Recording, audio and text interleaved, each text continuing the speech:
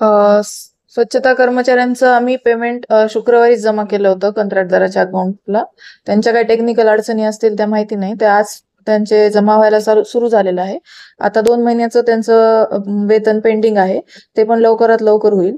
अंबाजोगाई नगर परिषद ही बीड जिल्ह्यातली एकमेव नगर परिषद आहे जी की किमान वेतन देते कर्मचाऱ्यांना. आणि आपल्याकडे जेवढे कंत्राटी कर्मचारी आहेत जे कंत्राटदारामार्फत नेमलेले, जसं की कॉम्प्युटर ऑपरेटर असतील, पाणी पुरवठ्याचे असतील, त्यामुळे नगरपालिकेवर खूप लोड येत आहे त्यांचं वेतन करण्यासाठी. नगरपालिकेचं स्व उत्पन्नातून आपण ते पेमेंट करतो.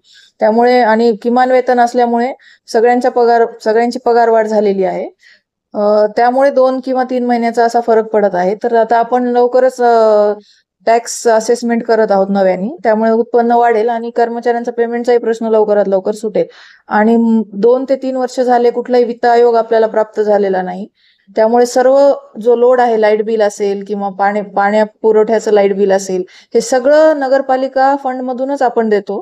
त्यामुळे हे सगळा जो आर्थिक भार आहे तो येत असल्यामुळे असा उशीर होत आहे.